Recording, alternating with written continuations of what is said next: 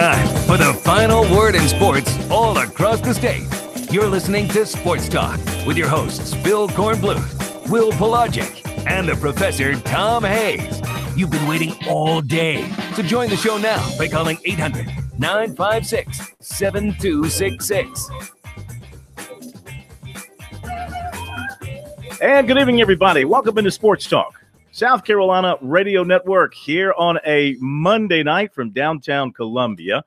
Hope you had a great weekend. We begin a brand new week of Sports Talk from our studios here on Main Street. Phil Kornbluth, Will Pelagic, and the Professor Tom Hayes. 800-956-7266 is our phone number. Our email, talkback at sportstalksc.com, and on Twitter at SportsTalkSC. So much to talk about.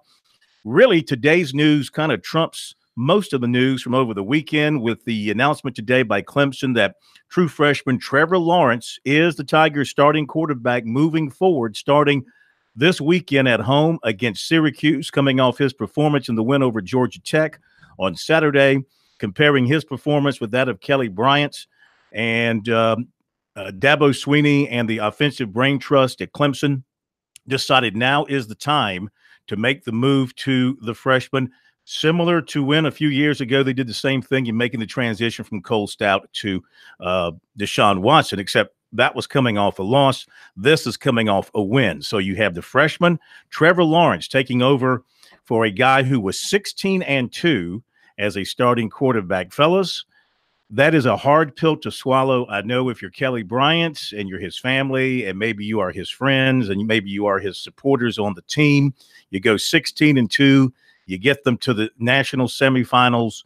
You start the season as the starter, and you go 4-0.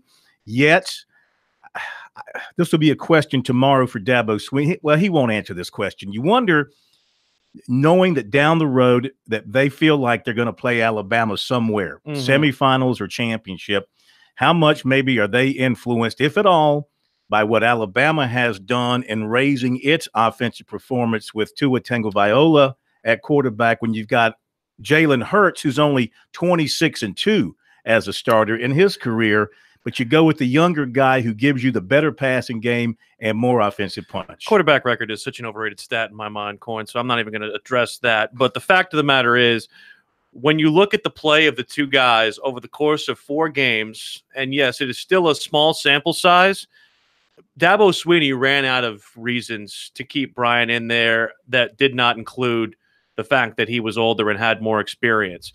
Lawrence threw for 600 yards through 4 games. His passing efficiency is up there among the national elite, not just compared to Bryant, among the national elite. He completed 39 of 60 passes, 9 touchdowns, 2 interceptions. Bryant's thrown for 461, just 2 touchdowns and 1 pick in 4 games.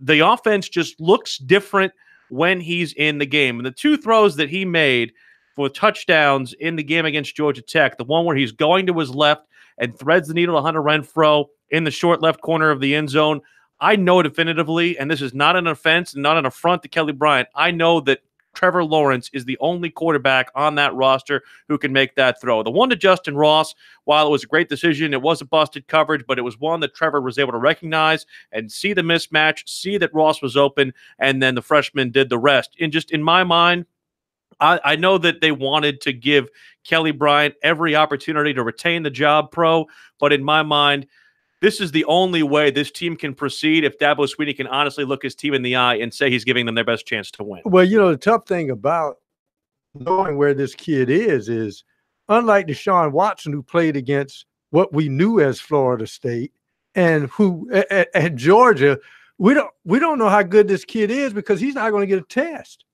Nowhere down this schedule do I see him getting the test that Deshaun Watson had to run through when he took over. Yeah, but I mean, you have to rate it all evenly. Yeah. Again, it's whether it's the same stretch that Watson went through in his first year as a starter or not, it's all going to be new for Trevor. And I know that Kelly Bryant is a serviceable enough quarterback to be able to get them to a certain level, to get them to the level probably that they got to last year, which was go to the ACC championship, maybe even win the ACC championship and get to the college football playoff. This is the move to get them over that hump that they could not get over last year. Well, I disagree with you when you downplay the winning record of a quarterback, considering a quarterback many is factors. the most. So the many quarterback factors. is the quarterback is the quarterback is Go ahead.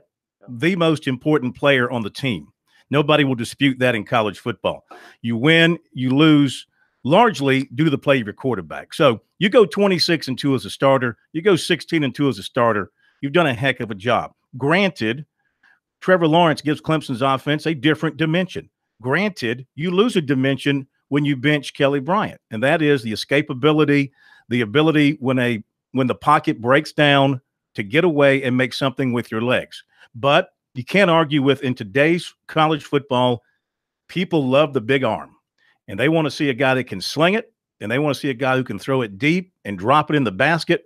No question this guy can do it. No question he's not going to be challenged the rest of the way. The ACC should just drop football after this past weekend. Yeah. Anybody want to defend the ACC after this past? Just drop the sport. Convert your stadiums into soccer stadiums, and soccer is now becoming America's sport. Just convert your, Wake Forest, Virginia, just convert to soccer fields. And in Clemson, moving to the SEC as the 15th team, we'll get you another brother in the SEC. Seriously, how embarrassing a weekend it was. Let's go to the Gamecocks real quick. We'll talk about. Well, first of all, let me defend the ACC. And you can't defend it. This is the way I can defend it. Purdue is a lot better than I thought they were. You mean that team that put 600 yards on Missouri? That same one? Okay. Yeah. All I got to give you is Old Dominion, Virginia Tech. Unbelievable. Yeah. I saw the third quarter and the half of the third quarter and the fourth quarter of that game. Let's go to Nashville. You had a good time. Fun time, fantastic. And you know what? I didn't want to say it as I didn't have the cojones to say it as strongly as I might have wanted to on the air on Friday, but I felt very good about the Gamecocks going in. The more and more I thought about it, the more and more I felt like this offense felt like they had something to prove. And the other part of this too is that they really, and for comments that I think that we all kind of just brushed off during the week from Derek Mason, they really took the street fight comments from Derek Mason to heart. Whether or not they were trying to insinuate that Mason called them dirty or called them in a way that there was something that they were doing that was not respectful to the game. He called it this is going to be a street fight. South Carolina took the bull by the horns, and they were able to run it for 275 yards. I think that game, when you think about a team losing, you think that maybe tells us more about the losing team. I thought this told us a lot more about South Carolina's mental makeup and what they can do for the rest of this season, because they gained a lot of belief in that game on Saturday. Well, the key point is I think people realize that one game doesn't make a season. And that Georgia taste in their mouth was real bitter, and they wanted to get rid of it. I thought the defensive line checked all the boxes. The key point is they made Shermer uncomfortable the entire football game. Of course. They moved him off his spot, and there's nothing like getting a rush right up the middle. And Kinlaw seemed to be living up the middle in that back. Kinlaw had a great game. Shamik Blackshear had a great game playing inside. They moved Keir Thomas kind of out to that opposite end, moved him out of the middle because of the fact that they didn't have DJ Wanham, and they played Bryce Now Williams almost exclusively at the buck, and that gave them the kind of push that they were not getting in the Georgia contest. It really was amazing to see. We saw some great plays in the secondary by Stephen Montag, who I think graded out very well in the game. And again, you saw a lot of that up-tempo speed that South Carolina wanted to showcase. I still think they can even go faster. Well, not to be Debbie Downer, it was a good win for South Carolina. I thought it'd be a tough game to some degree because Vanderbilt's defense was very good coming in. They had played Notre Dame a close ball game. And South Carolina took care of its business the way it should have. I would be concerned about a extended stretch of the game where the Gamecocks only got one touchdown, and they had a couple of field goals, a couple of punts. They threw an interception. Then they fumbled twice late in the game. kind of an up and down offensive performance. Yeah. A good number of penalties against the offensive line that they cannot be had. You play like that against Kentucky, you won't win, especially in Lexington. You got to clean up some things on offense. I'll explain why a lot of those penalties kind of came to light, and also the fact that Mother Nature had an adverse effect. We'll take your phone calls as well, 800-956-7266 on Clemson's quarterback switch and the Gamecocks here on Sports Talk.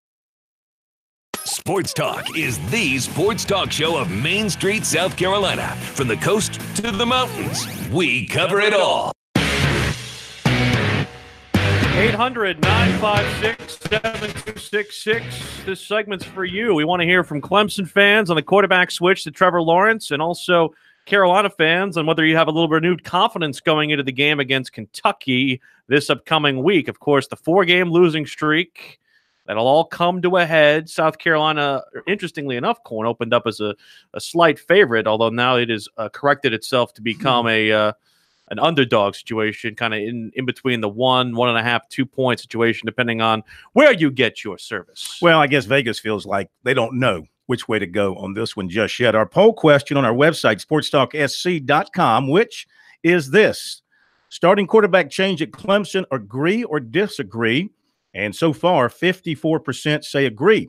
About 46% say disagree. You can participate in our poll question on our website, SportsTalkSC.com. Which I find interestingly, because originally when you had the first poll question before the quarterback switch, a lot of people were in favor of keeping things the way they were, which again, I don't necessarily think that doing this dual quarterback thing is the best developmental tool for either guy.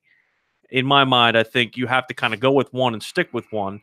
Maybe use Bryant in a special package, but I just don't see how this helps anybody.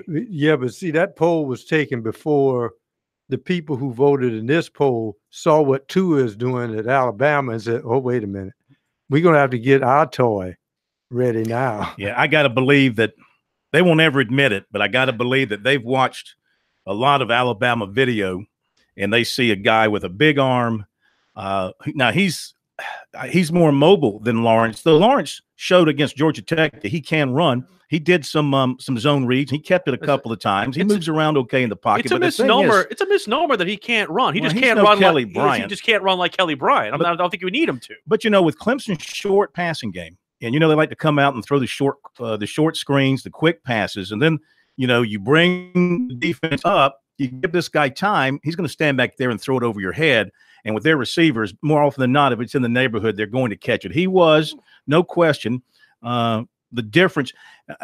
It was interesting after the game because Dabo went very much out of his way to praise the running game. Of course. He didn't even mention Trevor Lawrence. He was going over the offense in his monologue, in his postgame. He did not mention Trevor Lawrence by name.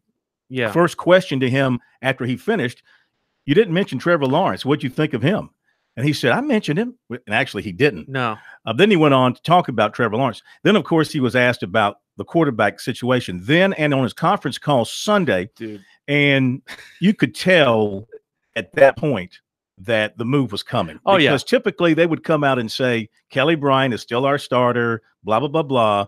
No reason to change anything. We're winning. He's playing well. The offense played his best game.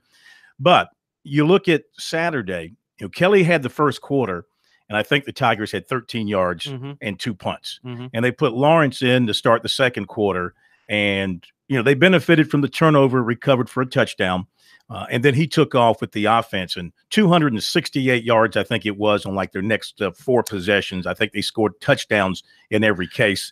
And he just got them moving. And the other thing too that both Tony Elliott said, which we'll hear from him in a bit, and also that Dabo said, was that the pick that Trevor Lawrence threw on the screen pass was not his fault. It was Travis Etienne's fault. It was a misassignment on his part, and the fact that he didn't clear out off the line enough in order to set up that screen pass.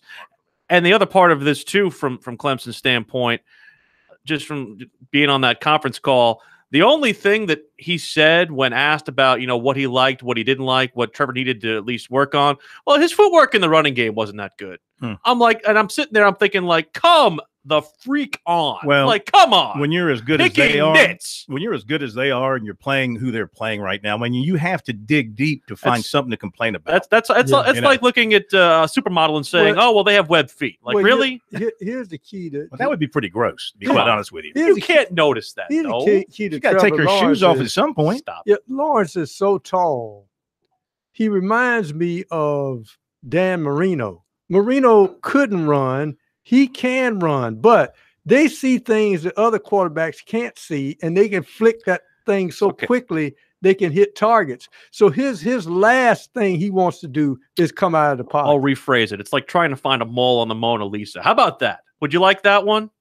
Yeah, that'd be pretty hard to do. Yeah, but it was a mold if you scrape some of the paint off. See, he covered it up with stuff. All right, 800-956-7266. We'll be looking tonight for a contestant for our giveaway. We've got 3 questions for you. Yes. You want to plug that real quick? We, of course, have that from our fine folks at Terminix. Okay. Well, we're not going to do it right yet. Yes. We'll do it in a little bit. Yes. 800-956-7266. Our best or pest fan is what you were looking for. Exactly. Let's go to Mark in Aiken and get things rolling tonight. Monday edition of Sports Talk is going to be an incredibly busy week. We go up to Clemson. Well, we'll be there 3 times this week. Tuesday, Thursday, and Saturday. Thursday, of course, during our show from downtown Clemson. Your Pie in downtown Clemson, just there off of Earl Street. Mark, welcome in. How are you? Hey, Phil. Thanks for taking my call, guys. Listen, I don't want to assume anything about Kelly Bryant and what he thinks and doesn't think, although I have heard a report or two within the past couple of weeks about how he's maybe not totally jovial about being benched. However, do you think Dabo is trying to keep maybe how Kelly feels or anything like that under wraps? Because, I mean, I'm hoping that they're all, including Kelly and all of them, are looking at the bigger picture, you know, toward the end of the season and, you know, what can be accomplished, because they can't afford with their schedule. They can't afford to drop a game, or, I mean, they just have to take care of business, you know, like in Alabama, and beat business all the time. And do you think that there's any root of that going on up there, Phil and Will and all that? I appreciate the phone call. Thanks a lot. Bye-bye. All right, thank you very much. Well, apparently we're not going to know what either quarterback thinks until after the game Saturday, because no Trevor Lawrence today, and he's not going to be made available this week, I don't believe, is he? Correct. Not at the press conference tomorrow, and I doubt Kelly Bryant will be made available. Now, wouldn't be smart for them to do that. Really? Why not? You've had Trevor Lawrence available all season long to this point, both during the week and after games. Now, see, this is the suppression of the controversy. This is where you get out of your norm, and maybe that's not a good thing to get out of your norm. If you're confident enough in having him speak to the media when he's not starting, now he's your starter and he's your leader. Why would you cut him off to the media now? Dabo wants to control the narrative. But what I'm saying is you're getting out of what you've been doing. You're getting out of your routine. There's no reason to do that. The kid has proven that he is mature enough to handle the media, and he's also mature enough to handle game situations. He's been in games at Texas A&M. He's been in games at Georgia Tech. Also doesn't say a whole lot. Well, he gives you 10, 12-second answers because he is young. He makes Deebo Samuel sound like he's verbose. He's going to have to handle the situation of being the starter at some point. Why not break him in during the week instead of waiting until after the game on Saturday? That was the point Will and I were talking about this afternoon. I said, look, here's the job description of your starting quarterback. Must do interviews. That's near the top. He's the starting quarterback now. Yep. That's part of and his you should job, bring Kelly Bryant out too. I mean, Kelly's a senior. He doesn't need to be coddled. If he's unhappy and he wants to talk about it, Clemson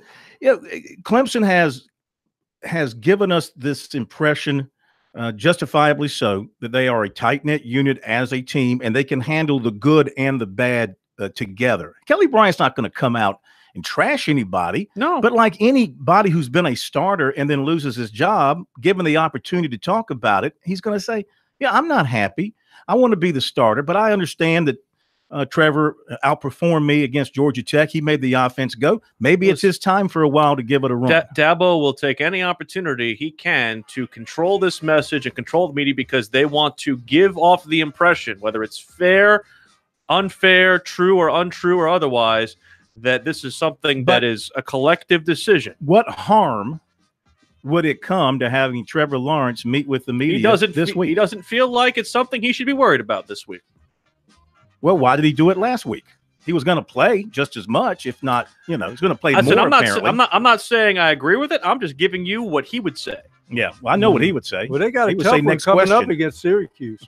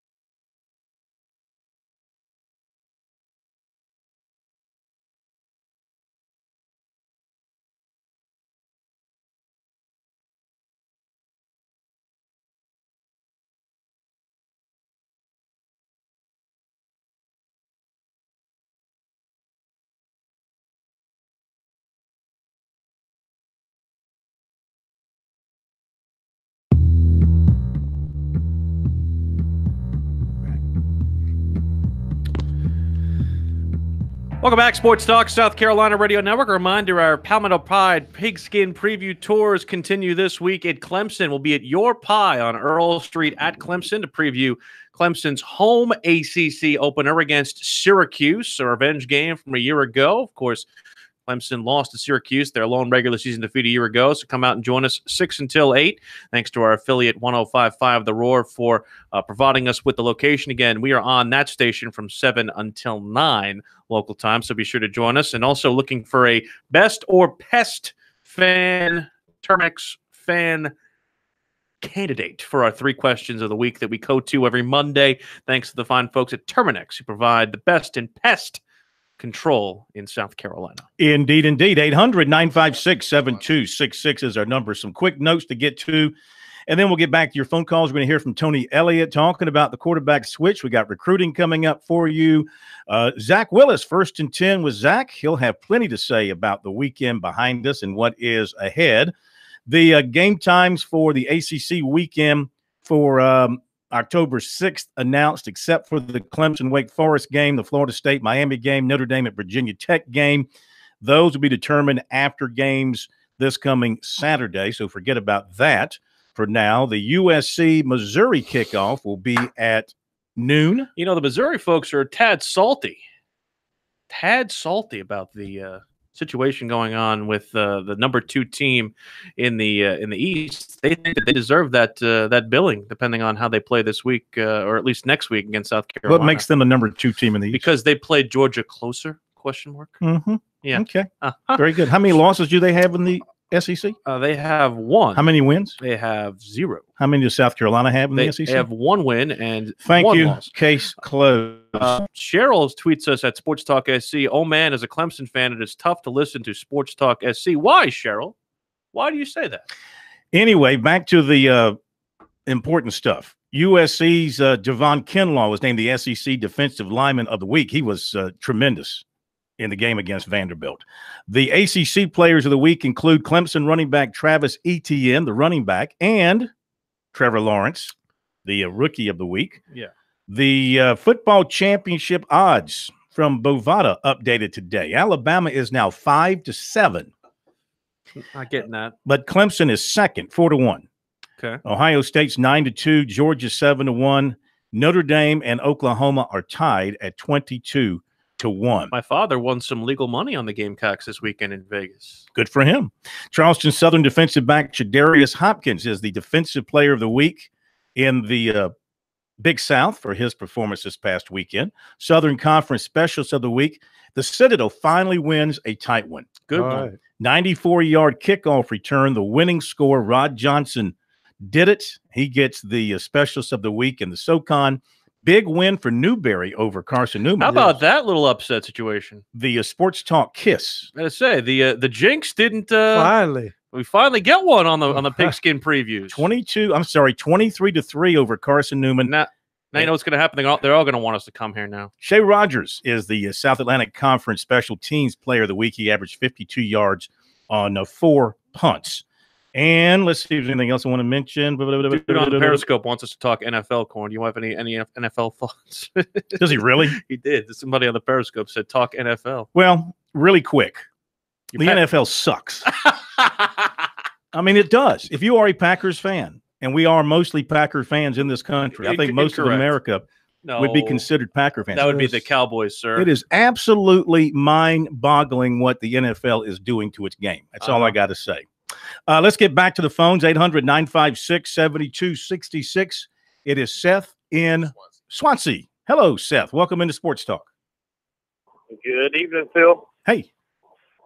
Just wanted to, real quickly before I start up, say I saw you walk in front of Dabo in his post-game press conference. Just wanted to say you got some camera time there. Well, thank you. Wanted to give you a shout-out with that. Yeah. How'd I look? Look good. The ball spot seems to get a little bit bigger, but I think overall you look pretty good. By the way, I do want to commend the Clemson media contingent. Only one fanboy wore orange and a tiger paw. Interesting. To cover the game. So that's a great reduction, historically speaking, of the attire of the Clemson media. Go ahead, Seth. I'm sorry. I bet you I could name the offender. Yeah, take a wild guess. Yeah. Go ahead, Seth. I'm sorry. That's all right. I just want to say, I think based on what we saw Saturday, I think starting Trevor is clearly the right decision. Really hate it, for Kelly just because, 5 years in the system, played behind Deshaun, stuck around. But, it's just obvious that Trevor's the better quarterback for us right now. And that's not to say that Kelly's not going to get any playing time and, maybe an opportunity down the road if Trevor starts to struggle or something like that. But, it's just I'm a Kelly Bryant fan, but as far as the on-field performance, Trevor Lawrence is by far and away, I think, excelled in taking it on. I was looking at some stats today. I think Trevor has like 9 touchdowns in 4 games, and Kelly has 16 touchdowns in 4 years. So, obviously Kelly hasn't played all 4 years, but, he's played more than Trevor has, and he only has 7 more touchdowns. But just the deep ball, the accuracy and everything, it's just pretty obvious that Dabo, I think, made the right decision. I don't think it was a very easy one, seeing how Dabo's been pretty loyal to his veteran guys this whole time here. But I'm excited to see what Trevor can do now. I think if he gave him the keys to the car, I think that our offense can kind of open up now and have some more explosive plays and connect more. So I'm really excited to see what can happen. And I think that given some time, I think Trevor could have a pretty special season. Seth, do you want to hang on and play our game here a little bit here with Terminex? Sure. All righty. We're going to do a little best or pest with our friend Seth in Swansea. It's time for the Terminix Best Fan or Pest Fan of the Week. For over 70 years, Terminix has helped Carolina fans protect what they love about living in the South, from football Saturdays to Sunday brunch.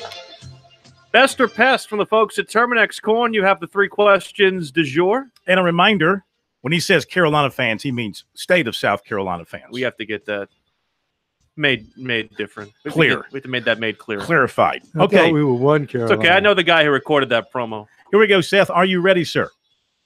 Yes, sir. Now give me your best shot on these. With Saturday's win, now you got to be, observant of both USC and Clemson here.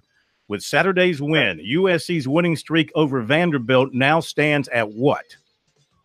10 games. Very good. Ding, ding, ding. Number 2, this will be a little tougher for you if you weren't paying attention to Nashville. USC has 2 interceptions this season, including one Saturday by the same guy. Who is it? The defensive back. Good start. Is it Stephen Montack? Nah. Should we give the answer?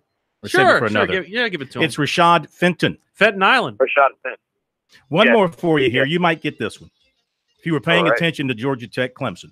Clemson's leading tackler Saturday also made his first career start in the game. Who was he? Would that be Trey Lamar? Negative. He's been starting. J.D. Davis. Oh, J.D. Davis. Yeah. J.D. Davis, sorry. Yeah. Totally bombed out. I'm Fine. sorry. Totally You're going to bombed have out. to go down as a pest. Not the best. No $100 bill for you. Oh, well. No, there wouldn't have been one if you'd have gotten them all right anyway. But thanks nice for to being a think good about. sport. Appreciate that, Seth. All right. Thank you very much. And thank you to Terminex for creating the best or pest fan of the week here on Sports Talk. I kind of like this little deal. Yeah. It's fun. I like it. Anything Terminex is involved with is quality. I love this. Glad they're part of Sports Talk. 800-956-7266 is our phone number. Our guy Skalski got in some time there. He did.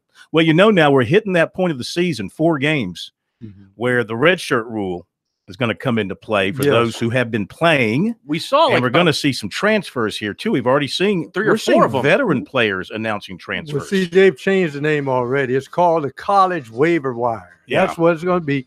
People are going to look at the waiver wire. Who can we get? When can we get them? Absolutely. And people were saying maybe there could have been the reasoning behind that as far as whether or not why Kelly Bryant, the switch was made this week, because it's the 4-game mark. He's not going to leave, though. I don't think but so. It will be another rule which has good intentions that will be abused, like everything else in college. We'll be back. 800-956-7266. Tony Elliott coming up, recruiting, and more of your phone calls.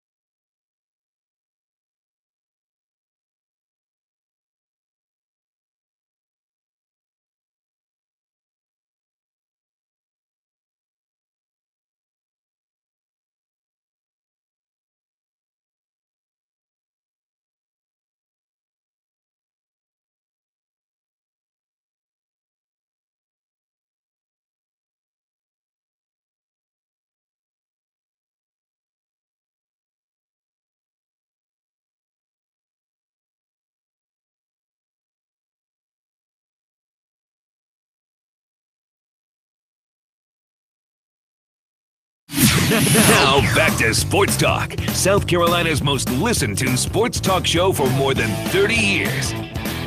Here's another side of the situation with not letting the quarterback speak to the media. Is from Martin. He said, if I was just replaced as a starter, I would appreciate my coach not making me address the media. Then it seems unbalanced to allow the other quarterback to speak to the media. Maybe either the both requested to opt out, or out of respect to each other, they agreed not to talk this week. Again, I think this is a situation where it's you have to handle this very delicately. And I know that there is probably an appetite for the media to hear from both guys. But again, this is Clemson's way of trying to control the narrative. And Dabo is a master control freak, if you will. I don't know. I don't know what the rationale behind it, control the narrative, whatever the case may be. Again, if you've been trotting them out to this point in the season, why change? I think it sends the wrong message to some degree to the people inside by saying, okay, now we're going to become very protective of this guy after we've, let him stand out there as a freshman. If you're not going to let a freshman talk, then put freshmen off limits the entire season. Well, Don't start the season by allowing him to come to weekday interviews and post-game interviews and all of a sudden cut him off. That's manipulation, and that shows some paranoia as well, if you ask me. Trust the guy. You trust him with your football team now. Trust the guy. Well, let me put it to you this way. Like you said, he doesn't say much. He's not going to say anything to upset the apple cart because he doesn't say anything at all because he hasn't figured that part out yet. Let me put it to you this way. The people who spoke today, the players who spoke today, didn't even know about the quarterback change. The only people who knew were the media because Dabo had not addressed the team. He had planned to address the team before it gotten out, but Clemson decided to put that announcement out there before Dabo talked to the entire team, and guys who had class in the morning who had come to their media obligations today did not know. And so they were met with some shock and surprise. Well, see, this is the key point is when you don't let the guys talk, then certain members of the media, they're trying to hide something. Then they really start to dig. So just put them out there in front, let them talk, let them say what they want to say, and then you go on about your business, and then that's all taken care of. Now you won't have that specter over your head. Why won't they let him talk? Why is he just sitting? So I think it's best to let them just air it out. Stuart on Twitter, who tweets us at SportsTalkSC, says, we win with either quarterback. South Carolina is in for a long night. That's what he said. They don't play South Carolina till November. I mean, don't they have a little bit of time before we have to worry about the Gamecocks? I think they're trying to say they are not worried about the ACC, or as I'd like to rename it, the Air Coast Conference. Yeah. John in Charleston, you're up next here on Sports Talk. Welcome in tonight. How are you? Doing fine, guys. I don't know, Phil. I don't know if you have. Are you scheduled to have David Shelton on today? Or? Yeah, we'll have him on in the second hour. Okay. I attended some kind of a football game Friday night. It was Somerville versus Berkeley, and I think that David was there. Mm-hmm. And it was well worth the money. Yeah, I'll put it like that.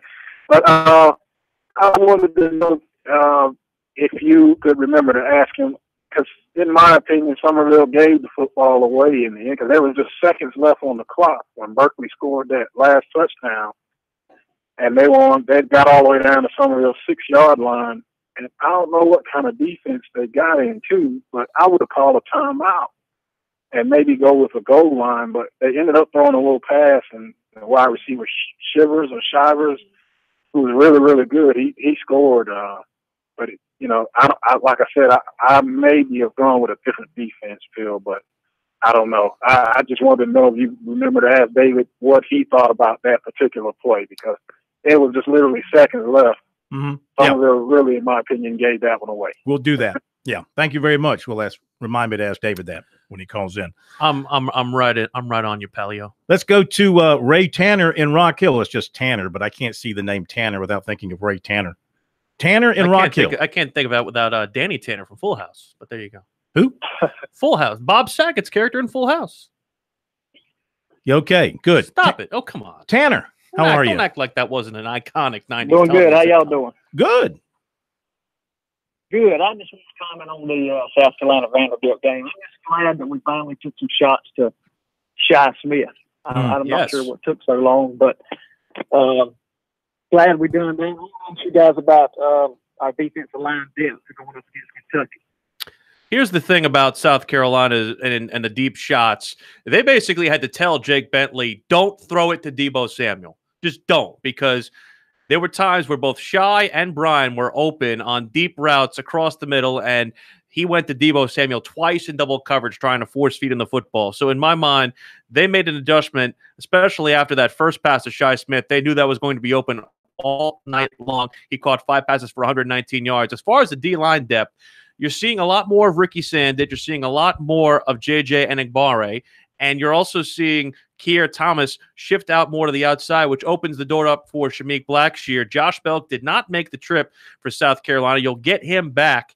And this will really be the first time we get to see Belk possibly play in a game of this magnitude because he was out with the ankle injury against Vanderbilt. I think that it'll be very curious to see how they use him, especially in the run-stuffing game against Benny Snell. And the key point is everybody talks about get the football to your playmakers. Well, sometimes when the designated playmaker is doubled and triple covered, the other guy on the other side of the field is the playmaker. Is what you and I think probably what you're going to see as we go further is you're going to see them go down the middle to the tight ends more, and you're going to see Josh Vann getting in the. I wonder if you put Belk in there alongside Kinlaw, have Belk take the double team, frees up Kinlaw for a one-on-one matchup on the inside, so you can get him in the backfield to get Benny Snell. I wonder how much you have to get away from your nickel package when you play Kentucky, knowing that they run the ball so well with Snell.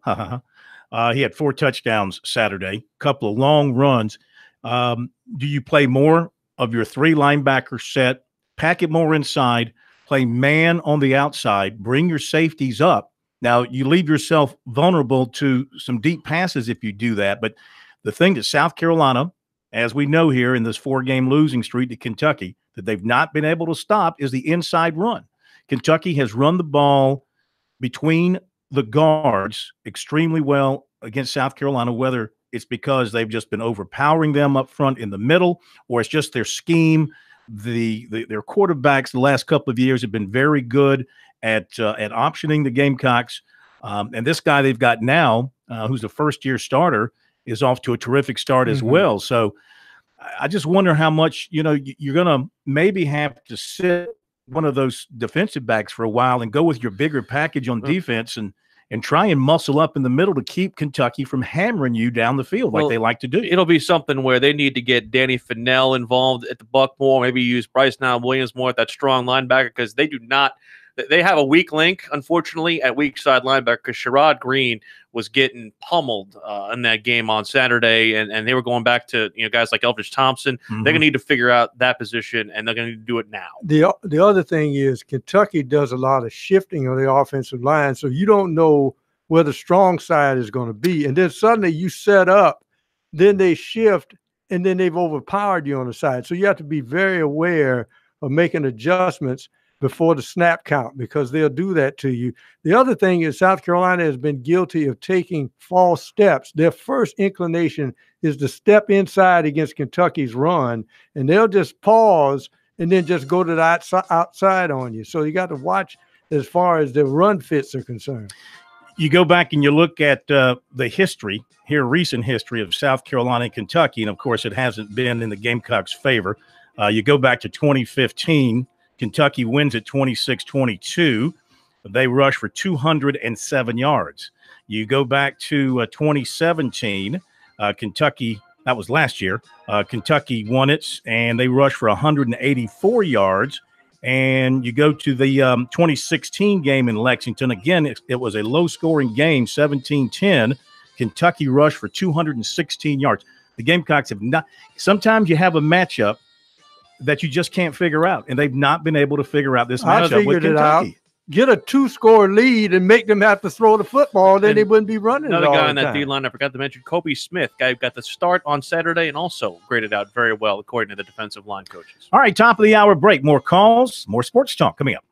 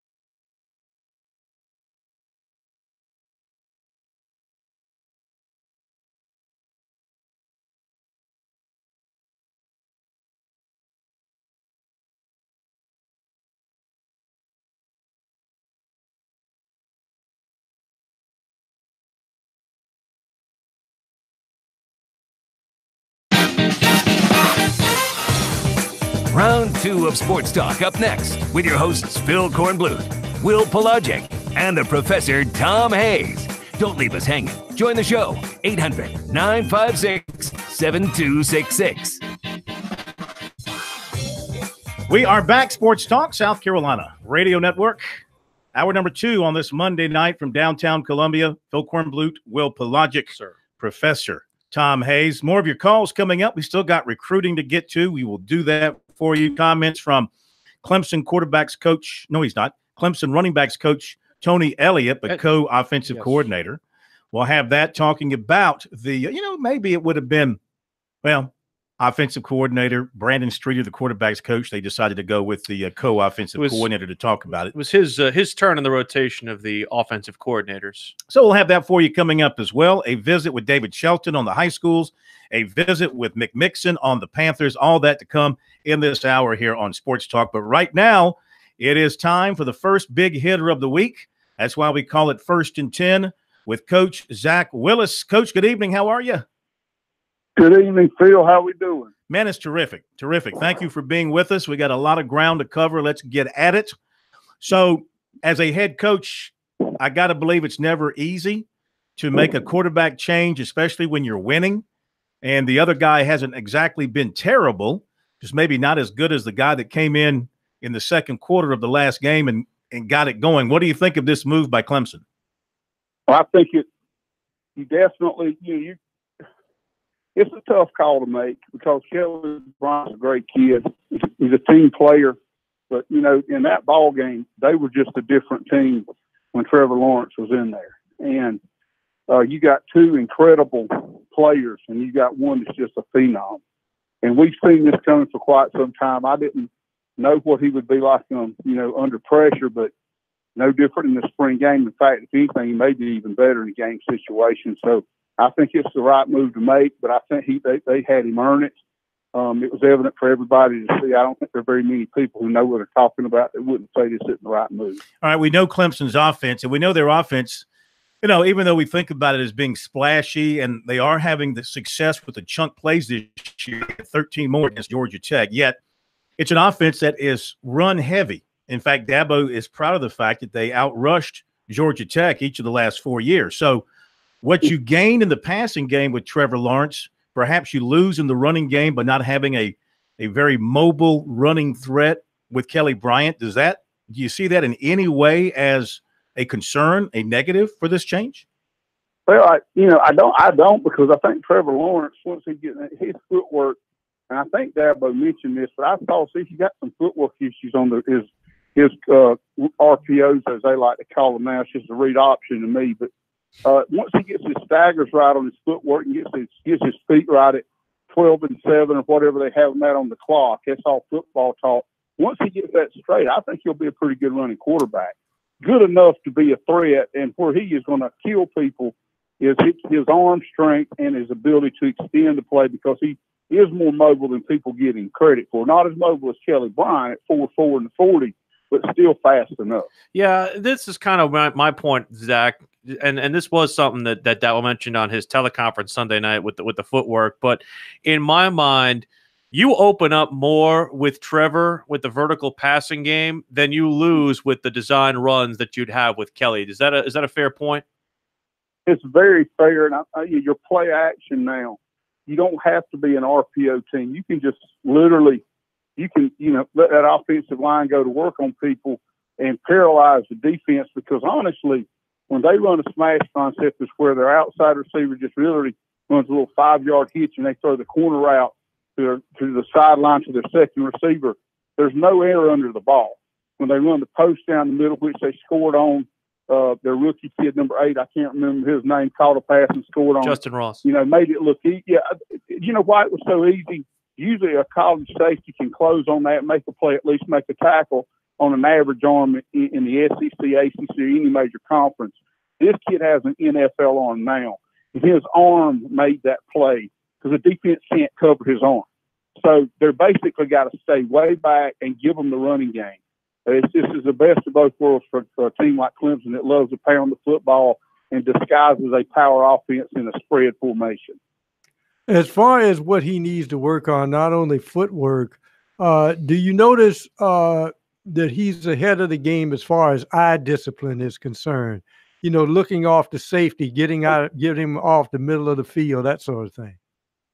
You know, he's not where I want him to be yet, but his arm is so strong and accurate. His decision making, he is so decisive, which is probably the most impressive thing about him.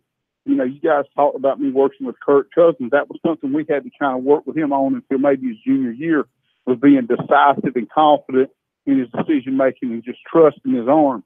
This kid doesn't have that issue, and he has an absolute rocket.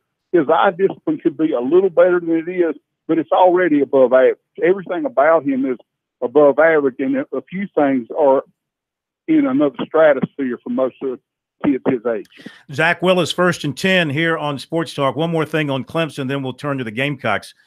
You think at all they were influenced by what Alabama has done with Tango Viola, turning it over to him and seeing what he did, what he's doing with their offense compared to Jalen Hurts? And now they have a similar guy with a big arm, but you have to replace a veteran who's been winning for you. 16-2 as a starter was Kelly Bryant.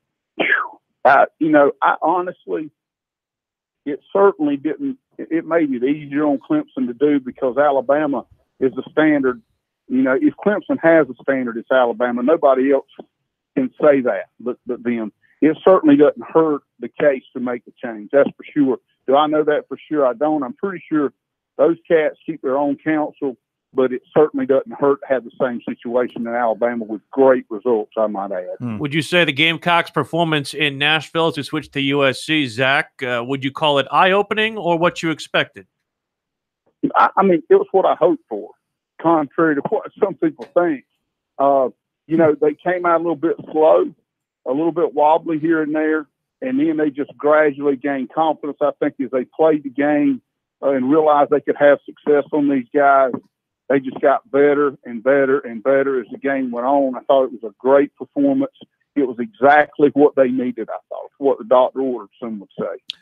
Did you learn anything about where they are at defensive line based on the way they were able to control the line of scrimmage against Vanderbilt? Or would you say that they just were a better team in the trenches than Vanderbilt was? A little bit of both. I really love it. You said offensive line, right? See, defensive, right, defensive line against Vanderbilt's offensive line. They started out, you know, playing well, and then Kinlaw just took the game over. At 3 technique, the guard for Vandy was overmatched physically, and Kinlaw didn't lay back. He went and got it. And that's the thing is, there's some kids that have the ability but will not take a step out there and just go get it. This kid went and got it and led the team, and they built momentum from him. You know, their senior linebacker were really good in this game. Bryson Allen Williams was really, really good, but Kinlaw sparked them there.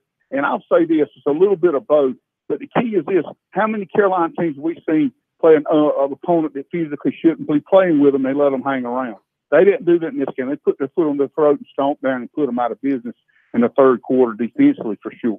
Yeah, I thought the key to this game, and I said that last week, is, you know, whatever they do offensively would be gravy, but the key point is to make Kyle Shermer uncomfortable.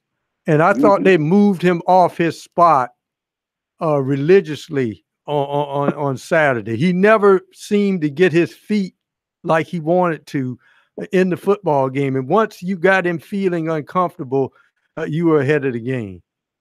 Oh, they know that. And that's why defensive tackles are at such a premium, even in the NFL, and probably sometimes people are shocked at the money they make, is getting that quarterback uncomfortable. As you said, move him off of his spot. You know, it's like in the NBA, you got certain places you can't let great players get to on the quarter. They're unstoppable.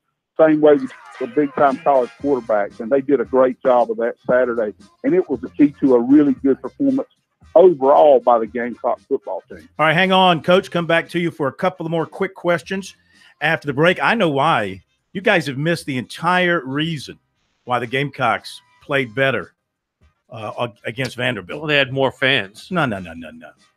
They got rid of that stupid script on their helmet. They went back to the block C. Oh, shut up. Pretty clean white look on the uniform. On. Made all the difference in the world, if you ask me. You are ridiculous. You are ridiculous. All right, hang on, Coach. Come back to you for a couple more quick questions after the break. I know why. You guys have missed the entire reason why the Gamecocks played better against Vanderbilt. The script on their helmet. They went back to the block C. Pretty clean white look on the uniform. Made all the difference in the world if you ask me. You are ridiculous.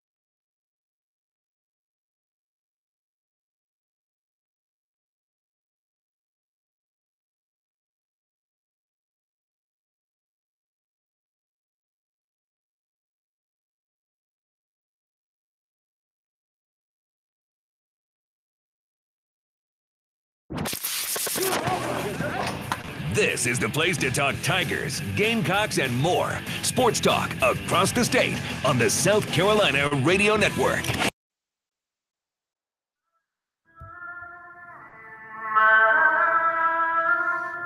It's very eerie music. Sports Talk South Carolina Brian's Radio like, Network. go. We'll get we want to make heck is that? We want to make sure we get our. Did we break in on a service somewhere like in the Far East? You know, he does this thing on Mondays where he likes to play wrestling music on Is that Mondays. what that was? I don't know whose is that. Chris Jericho. That's Y2J's new music.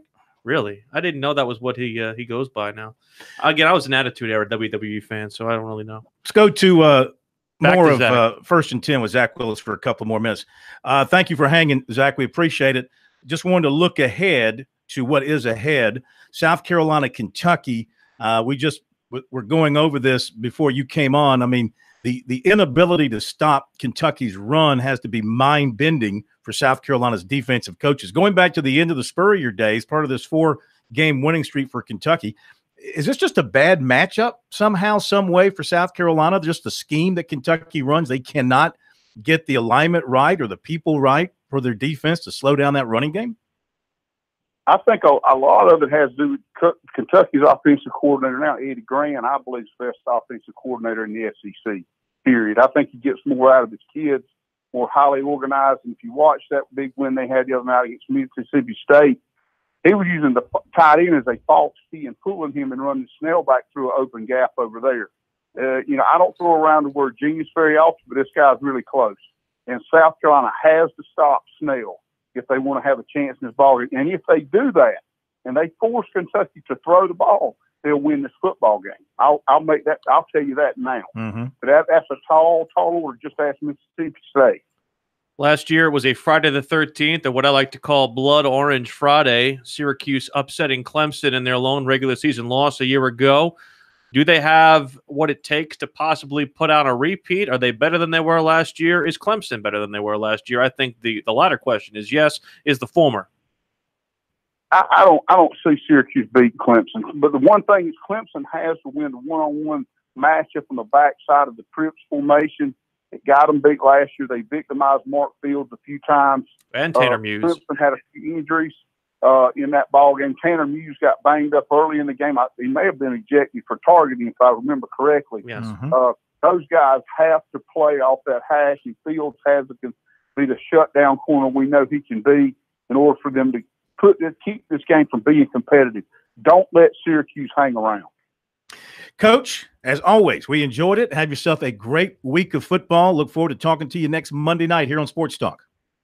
And Phil, Sarah said you look good in that red shirt. Just say it. Have a great week. Well, she ought to see me without it. The targeting with Muse was in the Louisville game, but he did have that unsportsmanlike penalty where he got called for unsportsmanlike conduct after the fumble in that game that caused a defensive touchdown. And so that was one thing that was a knock against him in that game. Thanks to Zach for being with us. A few notes from around the SEC and ACC from this past weekend and looking over the respective game books from the games in the league. They were going to hear from Tony Elliott, but just some things to point out. Syracuse, 636 yards in their win over UConn. It was UConn. Dungy, 21 of 27, 286, 2 touchdowns. Even Drew Lock lit up UConn last year.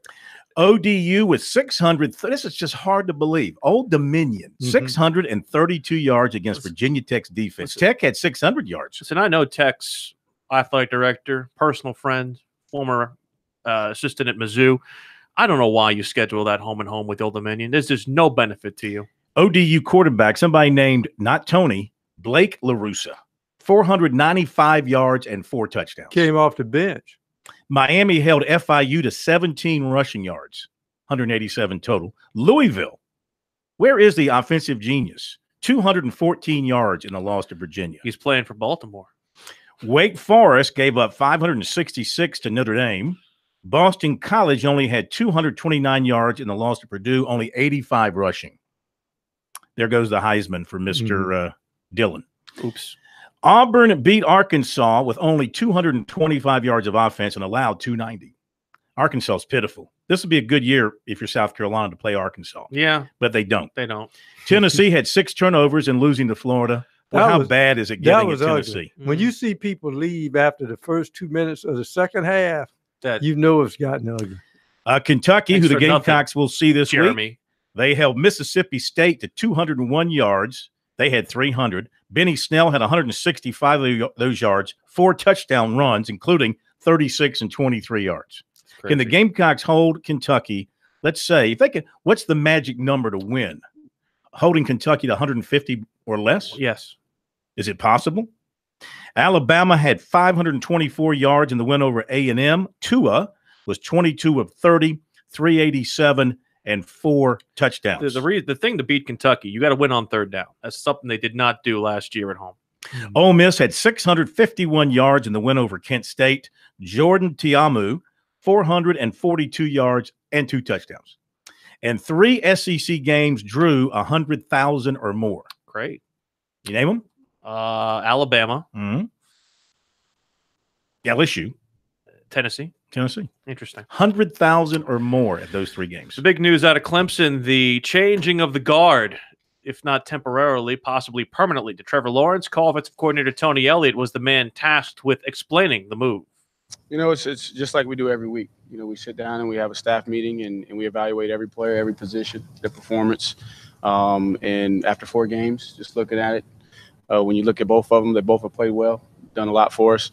But it just came down to you got to reward productivity. And if you look at his opportunities, he's taking advantage of them. Kelly didn't do anything wrong.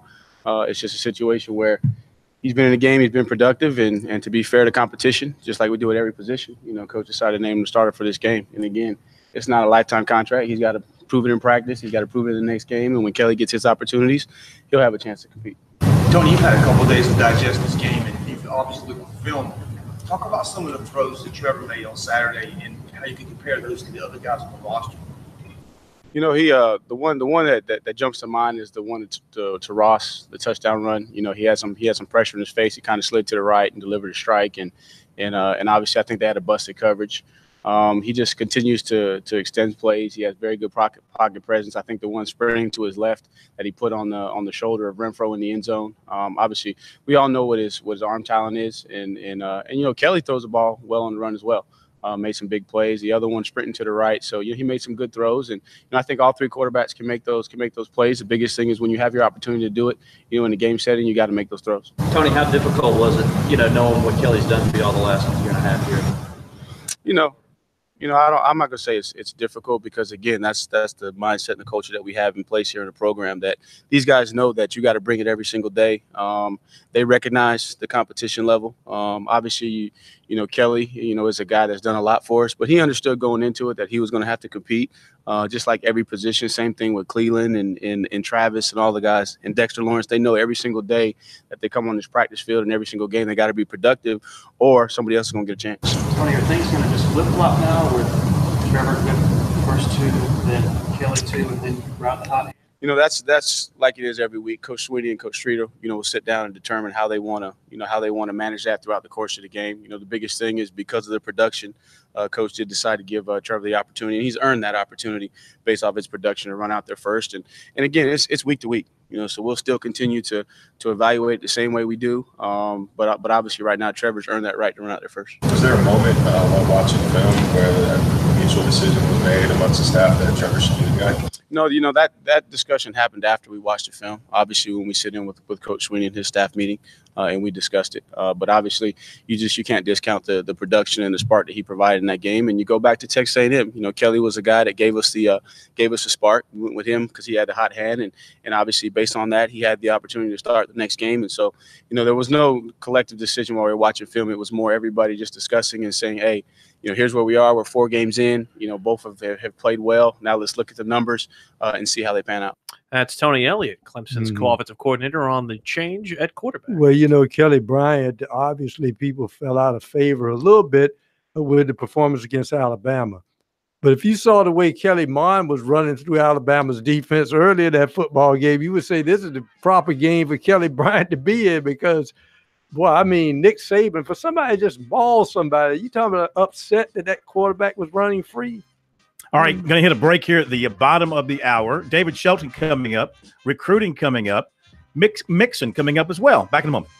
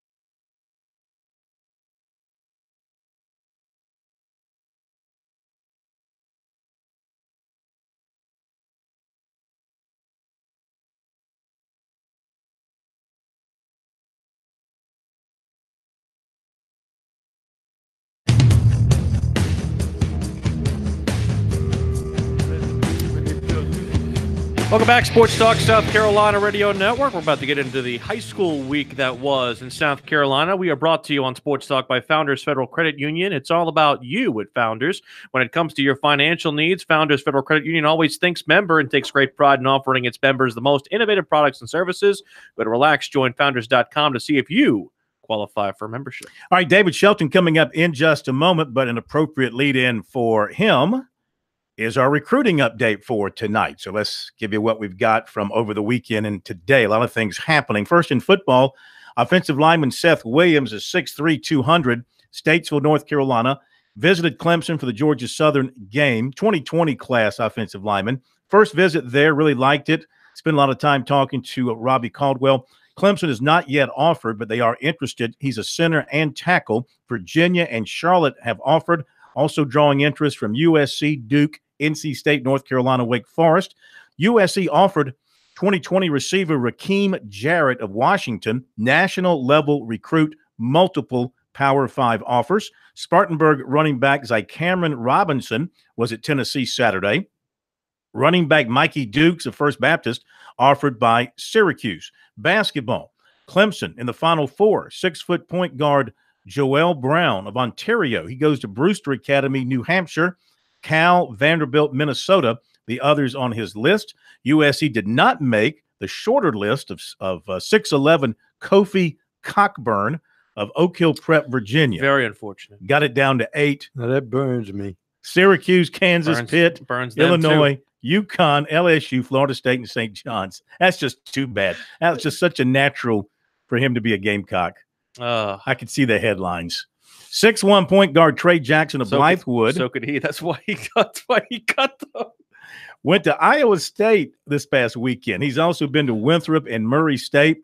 6'2" point guard Chico Carter of Cardinal Newman will announce on Wednesday at his school. He's coming off an official to Murray State. Also took officials to the College of Charleston and Charlotte. Furman landed a commitment from 6'9" Jonathan Lawrence of Lake Howell, Florida, according to Phenom Hoops. 6'2" Jalen Gaffney of Columbus, New Jersey, who was scheduled for an official to Clemson October 13th, committed to Connecticut, visited there over the weekend. 2020 6'9" P.J. Hall of Dorman was offered by Tennessee. Look out. And 2021 6'3" Carson McCorkle, Greensboro, North Carolina, committed to Virginia.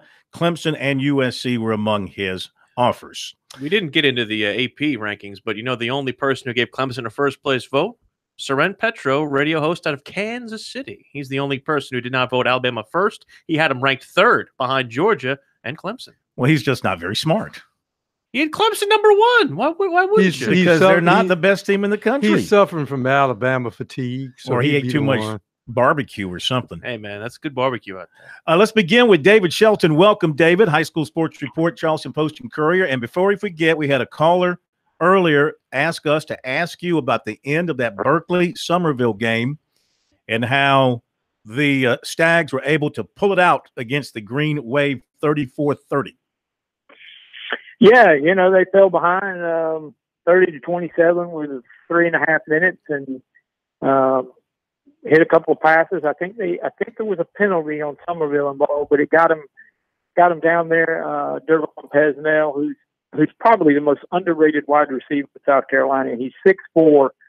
I mean, he looks like T. Higgins, goes and high points balls and makes plays over the middle. He's got some offers from some service academies because he's a very good student, but he makes a great catch across the middle, gets him down to about the 7, and in the next play they flip it out there to Chisholm, who is a dynamic player with the ball in his hands, and he jukes and jives and drags tacklers into the end zone with 30 seconds left. And it was a very entertaining game, a game that saw Berkeley go up 17-0 in the first quarter, and then in the third quarter, Somerville was up 23-17, and then they answered each other's scores until the one. It was one of those deals where you kind of know, all right, who's going to get the ball last because that's the team that's going to win it. So down your way, Somerville's gotten better. Berkeley's obviously gotten a lot better. Fort Dorchester's still winning big. Anybody emerging from those three, or maybe somebody else to be the team coming out of there in 5A later on this year? There won't be anybody else, I can tell you that. 5A down here is not good. You mentioned the 3 teams, and you know, I don't even know who the 4th team would. Maybe Cane Bay, but certainly not a serious contender in the playoffs. You know, I think Berkeley could be because of their versatility on offense. You know, they've got a big-time back that runs the football. And, by the way, he had 100 yards in the second half and was just a bruiser. I mean, he's a Shrine Bowl kid, I think, Keyshawn Wicks. And then they could throw it, you know, to 2 guys out there at receiver. Their offensive line did a pretty good job against Somerville, which was, you know, a really good defensive front. I don't know. I guess you would say Berkeley, but you still got, I mean, Fort's going to play them next week. not this week, but next week. So we'll have a really good idea after they play each other. And let's look at some of the muscle men from Friday night. Burns beat Gaffney. Dorman beat Boiling Springs. Dutch Fork beat Northwestern. We mentioned Fort D. T.L. Hanna won the rivalry game with Westside. South Point, of course, is a different classification, but they won easily as well. But going back to those 5A guys, that little group right there, it certainly appears at this point they'll be the ones to contend with. Maybe could you see maybe River Bluff, for example, sneaking in there and causing some havoc down the road? You know, I don't know. I think River Bluff's having a great year. I don't think they're built for a deep playoff run yet. I think they may be a year away. They're still fairly young. But everything that they're doing right now is building confidence and giving their kids an idea that they can compete. But, you know, it's all going to come down, can anybody slow down Dutch Fork? And nobody has yet. You know, I think Dorman and Dutch Fork are the two best, most complete teams in terms of having an offense, defense, kicking game, the whole works. You know, T.L. Hanna is going to be there because of their offense, but they're going to have to get through Dorman and Gaffney and Burns. You know, the upper state is kind of loaded. And then the lower state, you know, you have Sumter and Dutch Fork, and then you have that second group that you could put 5 or 6 teams in, like a Berkeley and a Somerville and a River Bluff. But I just don't know that there's enough depth in the lower state to, you know, to beat. I mean, somebody would technically have to beat Sumter and Dutch Fork to get to the state finals. I just don't see somebody doing that. You know, as far as among contenders, you know, we have about 4 or 5 games depending on where people are. And of course, the Hurricanes affected others. But, you know, I guess how would you feel that, you know, the Hurricane, or who would you say among the contenders that the Hurricane has affected most? And not just that, but, you know, how has that affected how we might judge teams at this point of the season, just because of how everything's kind of been thrown off kilter? Well, I think the team that's probably affected the most is Myrtle Beach. You know, because they're a legitimate lower state 4A, you know, contender. I mean, they may be the best team in the lower state 4A, and they're not getting to play, and they're not getting to practice. Now, hopefully they'll get it back, and you know, we're talking 6 weeks from now, they might be rolling. But they were on a roll before the storm hit. Hartsville's another team that's missed a couple games. They're going to play Friday night, but you know, they'll need to get their mojo back. But that whole conference, you know, that's the best conference in the lower state. You got Myrtle Beach, Marlboro County, North Myrtle Beach, and Hartsville. And, you know, none of them have been playing. So they're going to need a couple of weeks to get back. But once they get back playing, and they will, I know it doesn't seem like they will. It just seems like it's going to be a wasted season. But I think when they get back, give them a couple of weeks, you're looking at Myrtle Beach and Hartsville as legitimate state contenders, without a doubt. Yeah, Hartsville and Sherrall are going to play at Kellytown on Friday. Real quick, about 30 seconds. I didn't get a chance to follow up today. Have you heard anything more related to Touchstone Energy and Shrine Bowls and moving those dates? No, I don't think they haven't said anything firm. I think the one in Myrtle Beach is definitely moving. I don't see how they can't. The biggest question will be, will they play the Shrine Bowl the same day, or will they move the Shrine Bowl 2 days before Christmas? And, you know, I don't see a problem with that, but some people evidently do. Yeah, me neither, but a lot of people have holiday visit plans and that kind of stuff. But they're going to have to do that for North Carolina because those guys aren't going back to school for a long time in North Carolina. So, hey, David, thank you, man. Have a great week. We'll talk to you Friday night. Okay. David Shelton, we call him Best in Business, Bib. By the way, 96 now 5-0. Oh, how far are they from where?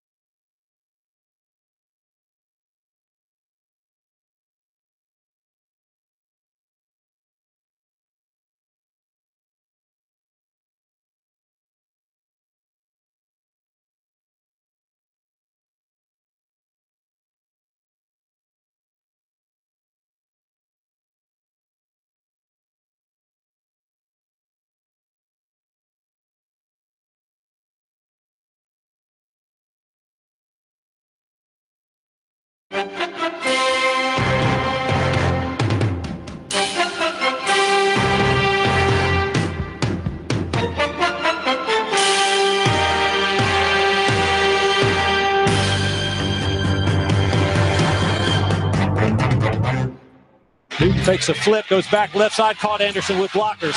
20 to the 10. Pylon, left side. Touchdown. Yeah, the police escort all the way down the sideline. Well done, young man. I tell you what, that is organized chaos there with that radio broadcast. I love it, though. That's what makes him special. That's what makes him the Mick. What's up, Micker? Hey, fellas, how we doing? We're good. How are you? You like some of that chaos? How do you like the early bye week? That's my question. Ordinarily, you'd say not too much of a fan, but because then you got 13 in a row that you're rocking and rolling on after this. But with a Thursday night game sprinkled in there, with so many injured Panthers needing to get ready and for the long stretch run and get healed up, I think it feels like I remember when I was a kid going to see my grandmother, and you'd see that signs for Stuckey's. Stuckey's 13 miles, and you get some peanut brittle and a rubber knife and a tomahawk and go to the bathroom. That's kind of the way this open day feels. Aren't you confusing that with south of the border? Pedro, no, totally different. Did you have Stuckey's in your part of the world? Oh yeah, absolutely. Yeah, but the pecan I'm roll? loyal to south of the border when it comes to highway stops. Okay, for a lot of reasons, personal and otherwise. Buc-ee's in Texas also a very good rest stop as well. Let's talk about the man they're going to build a statue to there one day, Mr. McCaffrey. 184 rushing yards, had a couple of catches, but 28 rushes. That's what they want to get out of him this year. They're feeding him the football, and he's responding big. 6.6 average carrying the football.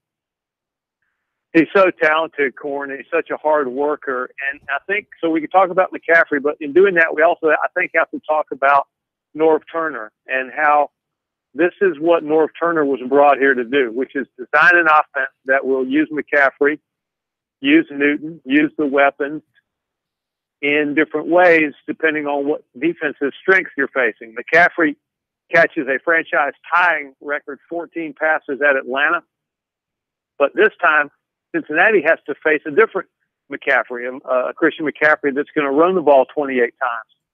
And it's just so much fun to be around. You guys experienced it there with Steve Spurrier and just the offensive mind where you feel like we have a tactical advantage going into every game because of who's designed this offense. Mm-hmm. Mick, during the offseason, McCaffrey, everybody talked about, is he durable enough? Didn't he go through a kind of a strict diet or regimen during the offseason to get himself ready for this season when he knew he would have to tote the rock a little bit more?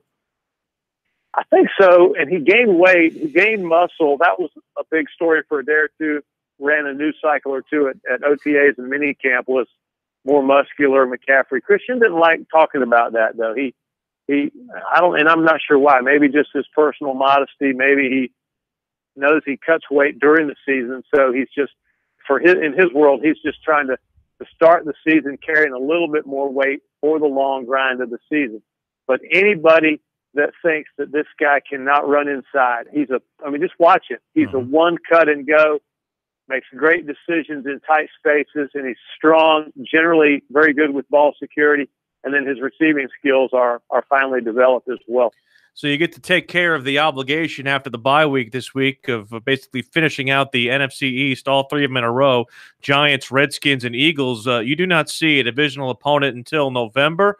Do you believe that helps and gives the Bucks and Saints and Falcons a chance to beat up on each other, or would you rather get another measuring test within this stretch in order to kind of find yourself where you sit against this very competitive division in the NFC South?